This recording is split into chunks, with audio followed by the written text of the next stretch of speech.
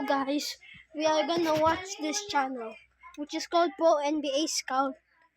We'll watch from the start to the latest show. This is gonna be awesome.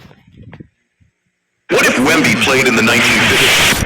Is that a game one? What the hell, but why did this dude say, is that a nigga? Nobody knows what they're looking at. 7'4", thinking like a point, shooting threes in an era that barely had threes. The crowd goes quiet, not excited, confused. Coaches throw their biggest man at him. 6'10", looks like a child next to him. Every shot attempt snatched out of thin air like it was personal. Teams stopped going to the paint entirely. The whole league restructures around one body. He's averaging 40 without trying. Blocks that don't exist in the record books yet because they ain't entirely. The whole league restructures around one body. He's averaging 40 without trying. Blocks that don't exist in the record books yet because nobody thought to count them properly. The rule changes start. No goaltending, no lane restrictions. Refs huddle at halftime. They don't know what to call. The whispers start. Is he even human? Newspapers call him a freak. Season 1. Box scores break. George Mikan retires early. The scoring title isn't close. Scouts sit in the stands with clipboards and don't write a single word. Season 2. The game changes permanently. Teams draft tall, draft mobile, draft different. Because of him. Because of one player who showed up 70 years too early and broke a sport that thought it was already figured out. Follow for more NBA timelines nobody asked for. What if Giannis played in the 1960s? Not another one of those. Well, it's still saying nigga. Nobody has a plan. 6'11", 242 pounds, running like a sprinter, finishing like a freight train. Coaches just point and hope. Defenders try to body him. They bounce off, like hitting a wall that decided to start moving. The only answer is fouling. Send him to the line and pray. It doesn't work either. Coast to coast in 4 steps in an era where that's not supposed to be possible. Travel again. The league spends a whole week arguing about how many steps that actually was. Some nights they call it every possession. Other nights they just stare and let it happen. Numbers are embarrassing. 67 points, 40 rebounds, 0 assists. Just violence disguised in basketball. Then, March 1962. Will goes for 100, except he doesn't. Giannis is guarding every drive cut off, every putback snatched out the air. Will finishes with 43. Still will, but the record never happened. Tonight, somebody could stop it. A whole chapter of NBA history rewritten because one player from Athens showed up 60 years too early. Follow for more NBA timelines and comment who you want to see next. What if Steph Curry played in the 70s with no three-point line? Finally, that small dick ass disappeared. Game 1. Steph pulls up from 30 feet. Swish. The referee signals. 2 points. The crowd looks shocked. They've never seen someone shoot from that far so effortlessly. Before he even shoots, the dribbling alone breaks defenders. Crossovers that don't exist yet in 1970s basketball. The crowd... Did you pay? Yeah. has never seen handles like this. Month 1. Coaches beg him to drive. Get to the rim! Play real basketball! Steph finally tries it and immediately regrets it. Next possession, he goes right back to pulling up from deep. Look at Curry, man. So inspirational. Month 2. Something terrifying happens. He's shooting 70% from distances nobody else dares to shoot from. Defenders start chasing him out there. Steph pump fakes. They fly past him. He shoots anyway. Steph averages 67 points a game on shots the era hasn't even named yet. 79 arrives. The NBA introduces the three-point line. Steph Curry now gets 3 points for the same shots he's been making for years. Steph Curry wasn't early. The three-point line was late. Follow for more NBA timelines and comment who you want to see next. What if Steph Curry... What if Michael Jordan played in the 2010s? LeBron is the GOAT. Game 1. The league thinks they're ready. Jordan walks in and notices one thing immediately. Nobody plays defense anymore. His eyes light up. The mid-range game is basically extinct. Jordan lives there. Every shot defenders give up for free, he's taking. Nobody practices guarding that shot anymore. Month 1. The analytics guys lose their minds. His shot selection is inefficient. The numbers say he's wrong. The scoreboard disagrees. 42 points a night. Season 1. He's undeniable. 40 points a night. 6 steals. The competitiveness that makes teammates nervous and opponents miserable. Then the finals come. Jordan versus LeBron James. Jordan drops 45. Clean, cold, everything the 2010s forgot how to guard. LeBron scores 38, but also grabs 12 rebounds, dishes 10 assists, and physically moves Jordan off his spot in ways not a single 1990s defender could do. LeBron wins the series in 6. Jordan in his prime couldn't guard LeBron. Nobody. LeBron is just the greatest player ever. Drop a comment if you disagree and follow for more NBA timelines. What if Kobe stopped Bam's 83-point game? Oh, hell nah! Not on my watch! God Send me down there now. All right, whatever, Kobe. 83 points. 83. Let a man score.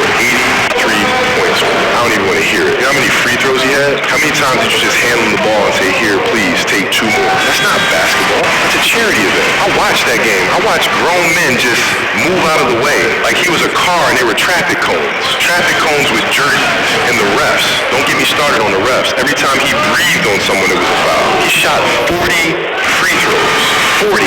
You know what I did with 40 free throws? I won championships. 83 points is not a record. It's an embarrassment for everyone involved. The defense, the coaching staff, the refs, the building, the city. I had to come down there personally because apparently nobody else was going to do anything about it. You're welcome. Follow for more. And who do you think? What if Shaq played in the 1960s? That's the biggest I've ever seen. This dude is still saying the N-word past 3 times. My life. Game 1. The 60s think they've seen big men before. They have Will Chamberlain, 7'1", scoring 50 a night, physically dominating everyone They break the backboard in the 1960s. alive. The era is confidence. Then Shaq walks in, 7'1", 325 pounds, and angry about it. Week 1. The two most dominant big men in history meet in the paint for the first time. Will pushes, Shaq doesn't move. Will is averaging 50, Shaq is averaging 67. Then Bill Russell enters the conversation. 11 championships, the greatest winner basketball has ever seen. Russell doesn't try to overpower Shaq. He just fouls him hard every possession. Shaq shoots 19 free throws a game. Russell smiles. It's working. Then Shaq misses 9 of them, grabs every single rebound, and dunks them back in. Russell stops smiling. Season 1, 67 points, 24 rebounds. Will never scores 100. Russell never wins 11 rings. One player rewrote both their legacies just by showing up. The 1960s already had the 2 greatest centers ever. It just didn't know it also had room for the most unstoppable one. Who's the best center of all time? Drop a comment and follow for more NBA. What if Larry Bird played in today's NBA? Stop reaching. This ain't cotton. Game 1. The modern NBA has a new top 3 white boy, and he ain't 2 nor 3. The 3-point shooting fits perfectly. 47% from 3, and he doesn't even celebrate. Just turns around like it was a layup. And then he just started fucking shooting left-handed. Week 1. Starts playing left-handed. Just decides. Mid-game. Nobody asks. The defense has no answer because they barely had an answer for his right hand. He shoots 60% from 3, left-handed. The league drug tests him. I'm saving my right hand for the Lakers. Week 2. The Lakers, Luka, Reeves, the trash talk starts immediately. The microphones pick up nothing usable. 3 fans in the front row cover their children's ears. The broadcast cuts to commercial twice. Luka scores 40. Bird scores 67. Reeves files a police report. Month 1. Dylan Brooks decides he wants to talk trash. First mistake. Bird doesn't just beat you. He tells you exactly how he's going to do it first, does it, and asks if you need him to do it again. Month 2. And then Anthony Edwards shows up. The NBA has officially rated this matchup 18 and over. Follow for part 2. What if Will Chamberlain played in today's NBA? Oh wow, how's the weather up there? It's raining. Game 1. Wembanyama draws the assignment. The best defender on the planet. 7'4", arms that don't end. The most prepared the modern era could possibly be. Will drops 50 points and 67 rebounds. A league record in his first game. On Wemby. The building doesn't know whether to boo or applaud. And then you're paying the child support all at once.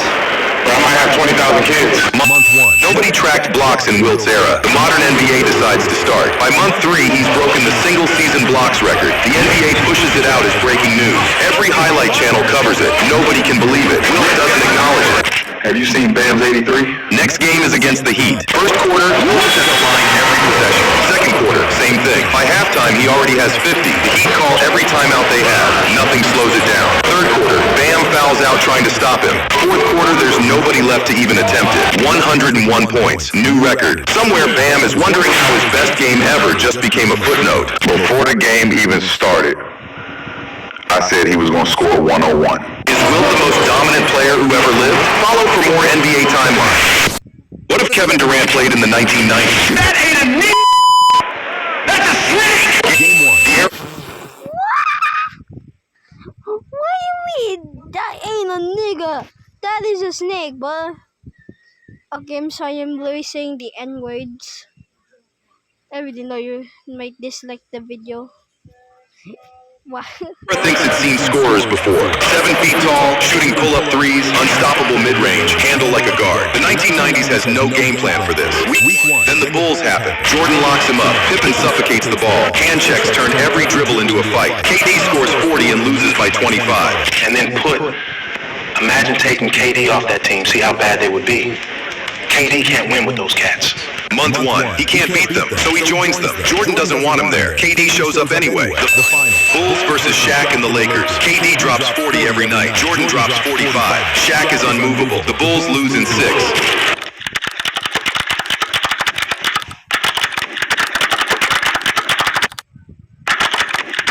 KD requests a trade to the Lakers the morning after Game 6. Before the parade, before the trophy is even put away.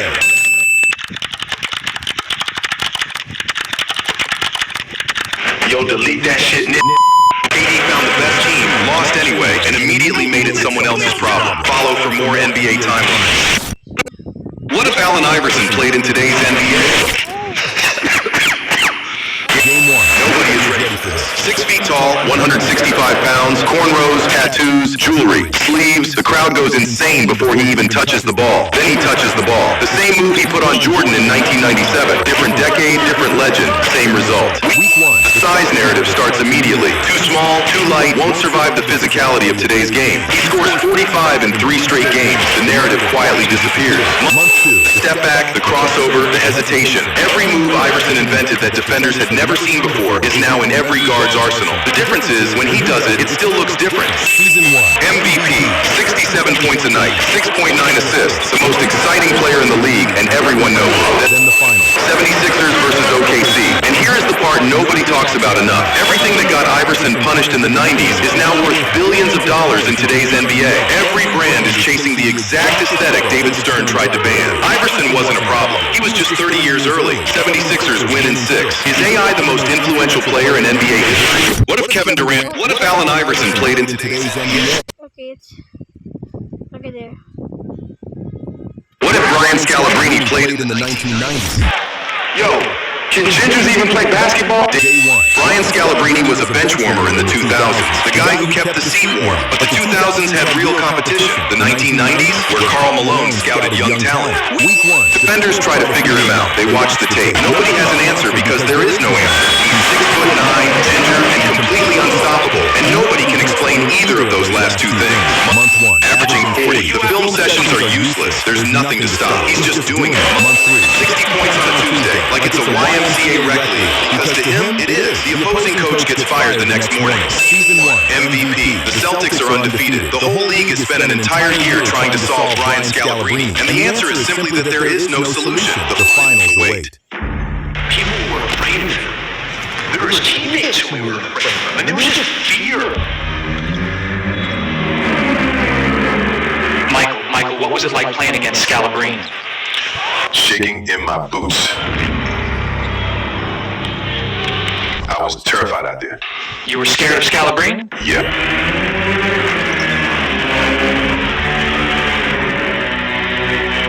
You suck. Brian Scalabrine is better than you. I'm closer to Scalabrine than you are to me. What if Brian Scalabrine... What if Larry Bird played in today's NBA? Christmas Day. Celtics versus Timberwolves. Ant-Man is already talking before tip-off. The whole game is exactly what you'd expect. Physical, personal, and completely unwatchable for anyone related to either of them. Then 3 seconds left. Celtics down 2. Bird catches it in the corner, pulls up, and before the ball even hits the net, he's already looking at Ant-Man. Merry Christmas!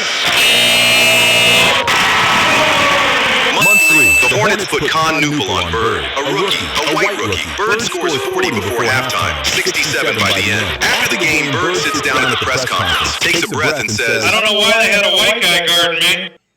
It's disrespectful to my game. Month 4. Draymond Green decides Bird is his problem now. First possession, Draymond stomps him. Bird stays down. Draymond stays in the game somehow. The Celtics go down 30 by halftime. The building thinks it's over. Bird comes back out in the third. Something shifts. Every possession, every shot, every play runs through him, and he is not missing. 40 points in the fourth quarter alone. The Celtics erased 30 points like it was nothing. After the buzzer, Bird walks straight to Draymond. Thanks, kid. I needed that. Season 1. MVP, Defensive Player of the Year. The Celtics sweep rounds 1 and 2 without breaking a sweat. Then the Eastern Conference Finals. The Pistons. Physical, dirty, ugly basketball. Will Bird be able to handle the physicality of today's NBA? Follow for part 3. What if Kareem Abdul-Jabbar played in today's NBA? Can I get an autograph? I'm not signing that shit, little. Game 1. The modern NBA has never had to guard a skyhook. Nobody practices it, nobody films it, nobody has a scheme for it. Kareem releases it at full extension. Wemby jumps, times it perfectly, and still watches it go in over his outstretched hand. Week 1. Defenders study the tape. They bring in consultants. The consultants watch it, look back at the coaches and say, There is nothing you can do about this. Month 1. The NBA banned dunking for 6-7 months because of how dominant he was. They brought it back quietly, hoping nobody noticed. Kareem had spent those months perfecting the skyhook. The ban made him worse to defend, not better. Month 2. Modern sports science gets hold of him. The training, the nutrition, the recovery. Kareem starts shooting skyhooks from 3. The same unguardable shot, now worth an extra point. The analytics guys just go home. Season 1. 45 points a night. At this pace, LeBron's all-time scoring record falls within 20 seasons. 20 seasons Later, later, one game left. Kareem needs 2 points. He pushes up the court, drives the lane, goes up the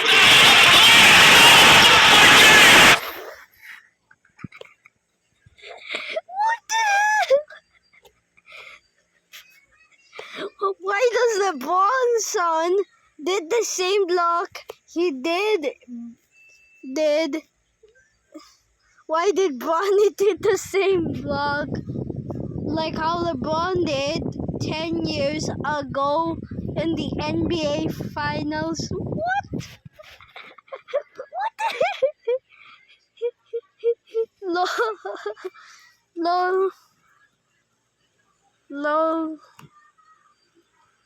Lol, the Bronny pa.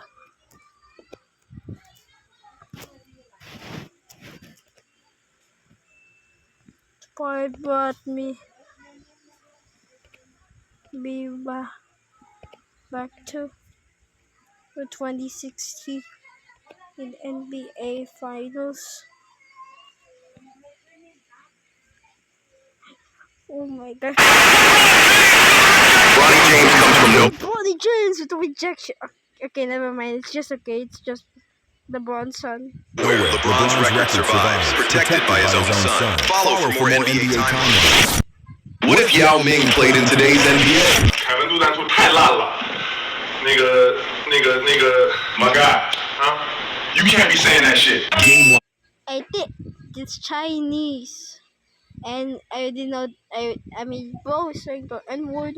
The modern NBA thinks it's seen everything. Wemby draws the assignment. 7'6", 310 pounds, and a jump shot that has absolutely no business being that smooth. Yao drops 40 on him before halftime. Nah, chat, my camera angle is off. Week 1. Jokic has to match up with him now. Yao backs him down, turns, and shoots over him like he's not there. It's the most watched week of basketball in years. Month 3, the trash talk starts. Nobody knew he could speak English. Yao drops a turnaround jumper over 3 defenders, jogs back and just says, You trying to stop me? Season 1, 67 points, 23 rebounds, 11 assists, the most watched player on the planet. 1 billion viewers tuning in globally. More than Jordan, more than Kobe, more than LeBron ever pulled. Then the foot. Modern sports science catches it before it breaks. The career that ended at 30 in real life just keeps going. Every year the same question. How do you stop him? Every year the same answer. You don't. Follow for more NBA timelines. Okay, that's for today's video. Thanks for watching the video. So, okay, let's jump.